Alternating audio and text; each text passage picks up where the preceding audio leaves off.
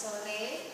Kami dari Fakultas Psikologi Universitas Bayangkara Bekasi ingin mempresentasikan kelompok 10, yaitu tentang self identity emotion. Sebelumnya saya ingin memperkenalkan diri. Saya Siko Malasari dan teman saya Putri Ayunda.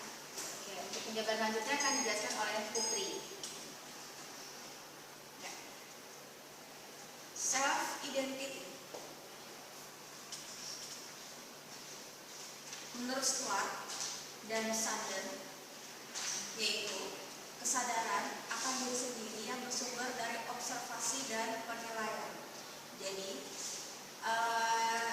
yaitu nyari self identity-nya itu berdasarkan melihat dari perilaku orang lain dulu. Contohnya kayak murid mencontoh gurunya baik atau tidak. Nah, itu bisa jadi contohnya.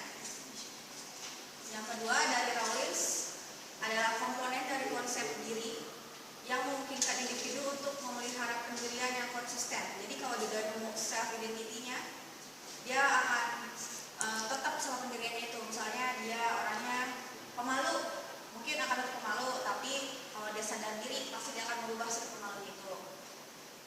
Selanjutnya ada personality. Menurut Roncek dan Warren, yaitu merupakan ciri-ciri dan sifat-sifat khas yang mewakili sikap atau tabiat seseorang yang mencakup pola-pola pemikiran dan perasaan, konsep diri, perangai, dan mentalitas. Di sini ada macam-macam kepribadian. Yang pertama itu ada koleris. Koleris itu orang yang ceria. Koleris itu adalah tegas, berjiwa kepemimpinan, cenderung ingin melakukan sesuatu hal dengan sangat cepat. Yang kedua ada sanguinis, yaitu orang yang ceria, suka memakai pakaian yang cerah-cerah, pokoknya semuanya dia senang lah. Gitu. Kalau melankolis itu tipe orang yang rapi, detail, terus pakaiannya apa sih namanya ya? Ya rapi tadi. Gitu. Terakhir ada pragmatis, itu dia fleksibel, dia sesuai urutan ininya kepribadiannya. Di sini ada kriteria kepribadian sehat menurut Tarwoto dan Wartona. Yang pertama itu ada citra tubuh yang positif dan akurat. Yang kedua dia ada ideal dan realitas sesuai kenyataan ya, idealnya dia. Yang ketiga ada konsep diri yang positif. Memikirnya selalu yang positif, jarang-jarang yang negatif. Kalau citra tubuh yang kalau kepribadian sehat, harga dirinya tinggi, jadi dia selalu mementingkan harga dirinya. Lalu ada kepuasan penampilan peran, dia selalu puas dengan penampilannya sendiri. Yang terakhir identitasnya jelas.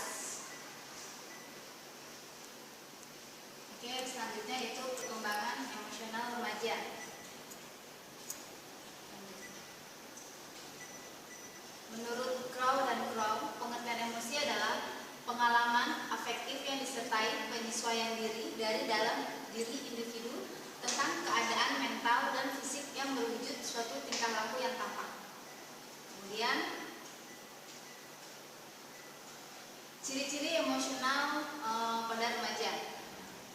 Menurut Wissler, sebelumnya saya ingin menerangkan bahwa remaja adalah transisi dari masa kanak-kanak menuju dewasa dengan perubahan organ seksualitas yang telah mencapai kematangan. Ciri-ciri emosional usia remaja antara 12 sampai 15 tahun yaitu cenderung banyak murung dan tidak dapat diterka, bertingkah laku kasar untuk menutupi kekurangan dalam hal rasa percaya diri, kemarahan biasa terjadi, cenderung tidak toleran terhadap orang lain dan ingin selalu menang sendiri, mulai mengamati orang tua dan guru-guru mereka secara objektif. Jadi untuk anak usia 12 sampai 15 tahun ini mereka cenderung banyak murung dan tidak dapat diterka karena gejolaknya sedang labil. Kemudian ciri-ciri emosional remaja usia 15 sampai 18 tahun. Pemberontakan. Remaja merupakan ekspresi dari perubahan yang universal dari masa kanak-kanak menuju dewasa. Banyak remaja mengalami konflik dengan orang tua mereka, seringkali melamun, memikirkan masa depan mereka. Karena salah satu ciri dewasa adalah mereka tuh konflik dengan orang tuanya karena mereka sudah mulai berhubungan dengan lingkungan sekitar, dengan temannya, dengan faktor lingkungan sekolahnya. Jadi ada perdebatan konflik antara persetujuan orang tua dengan kesesuaian mereka bermain dengan temannya. Kemudian Daniel Goleman di sini menjelaskan macam-macam emosi.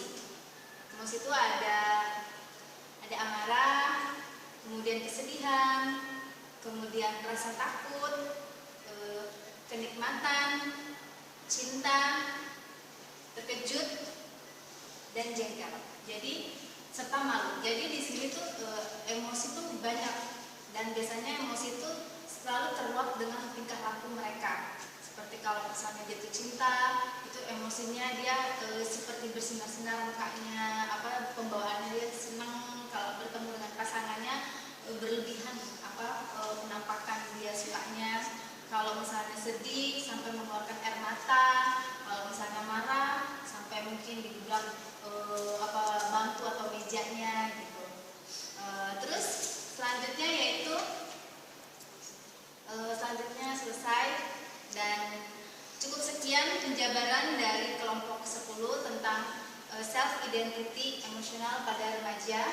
Dan apabila ada kekurangan